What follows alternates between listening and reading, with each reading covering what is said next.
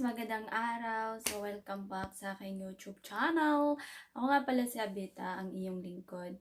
So, shoutout nga pala sa mga nag-comment sa video ko na sabi nyo, gawa ako ng sariling vlog. Actually, yung pag-upload ko po ng CQ Herbiners, alam po nila yon.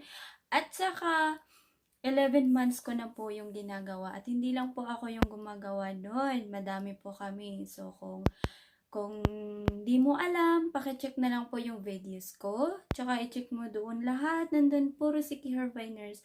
So, kung hindi po sila allowed na kunin yung video nila, ika-copyright strike po ako. Pero, hindi po nila ako kinakopy strike po. Kaya, pwede po akong kumuha ng video nila at i-upload sa YouTube channel ko. Kaya, kung bitter ka, sa'yo na po yun. So, dahil wala na akong magawa kung yun ang isip mo, 'di ba? So for today's video talaga, may nag-comment sa ano ko, yung sa video ko doon sa ano. Tingnan mo, naka-aura ako. Try ko lang kung maganda ba ako, pero mas lalong pumangit-pangit naman talaga kasi ako. So ngayon, dahil guess what? Nakita nyo to, polar, 'di ba? May nakita akong nag-comment sa video ko. Sabi niya, ano daw yun? Vlog, kilikili. Yan? Punot kilikili vlog ba yun? Tapos sabi niya, sana mapansin or sana manotice, sabi niya. Hindi ko na ano, pero basta, kaya na bahala. Tapos yun, yung gagawin ko, since okay naman kasi mag-ahit na sana ako. Hindi talaga ako nagbubunot ng kilikili. Pero dahil may nag-ano sa akin, so magbubunot tayo. Ang itim ng kilikili ko, guys. Pero dati talaga ang itim nito. Pero medyo maputi na siya kasi inaalagaan ko. Pero minsan tamad ako kaya ito bumalik siya. Bumabalik siya, guys, kasi ano, yung sa damit ko, ano siya, nylon, yung sa katulong na damit, nylon siya. Ayaw ko kasi yung binili ng amo ko na cotton, ayaw ko siyang gamitin, kaya gusto ko yung sanay na sa katawan ko, yun. So, yun na, magbubunot na tayo. Ano ba yan kasi, uy? Bakit ba? Mahirap mag-isa. Bakit ba kasi bunot pa ng kilikili yung ipa-vlog mo? Aray ko, masakit. Aray. Ang sakit. Ano ba yan? Yan.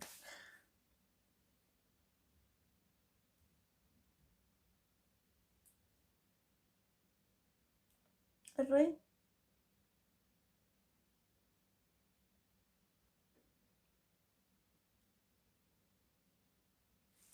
Sakit.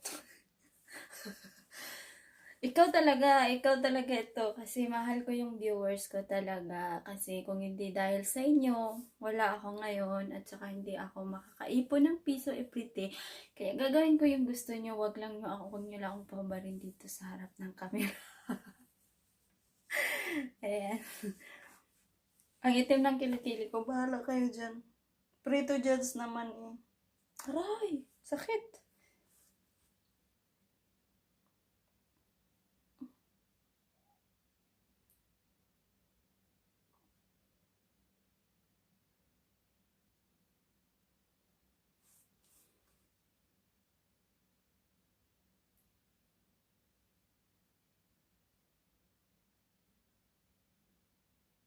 Sakit talaga.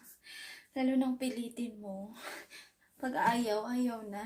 Huwag mo nang pilitin ang ayaw mo. Kasi masasaktan ka lang. Ayaw ko na.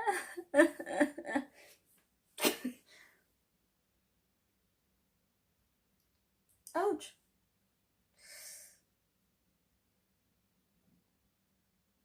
Aray!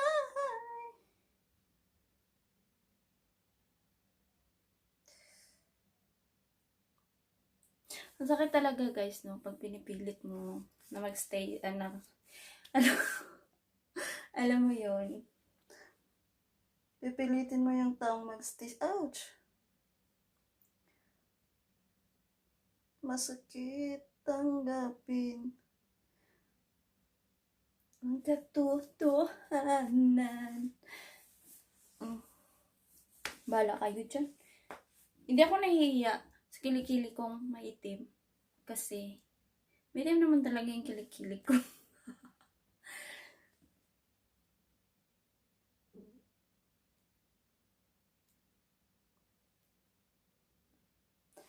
So, masakit siya, guys. Parang ayaw ko na. Mag-ship na lang ako. So, nilalagyan ko siya ng aloe vera. Actually, nakalimutan ko na maglagay ng aloe vera.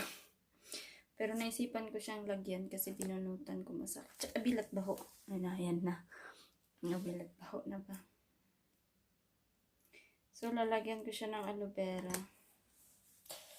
Masakit siya. Bukas ko na lang siya i-shave. Masakit. Tanggapin. Yung sa kabila. Ang itim talaga niyan kasi, alam niyo na.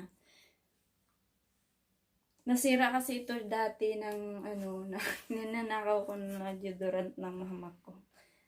Pero, okay lang yan. Di bali ng maitim kilikili, kumikita naman. Aray ko, masakit. Bahala kayo dyan. I-shave ko na lang siya bukas.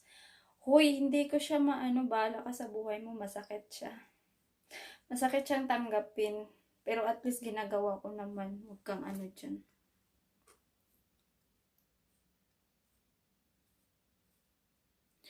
Sabi mo pa sana manotice ka.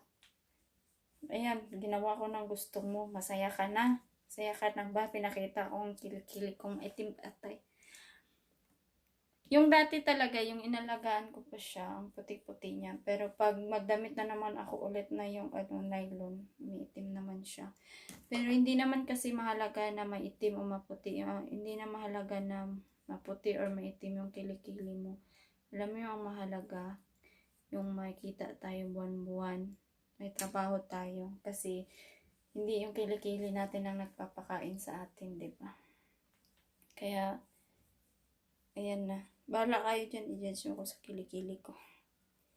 Di ako nahihiya talaga ipakita yung kilikili ko. Kasi ang importante yun ang mahalaga. Kaya shout out dyan sa mga judgmental, ha. Bahala kayo.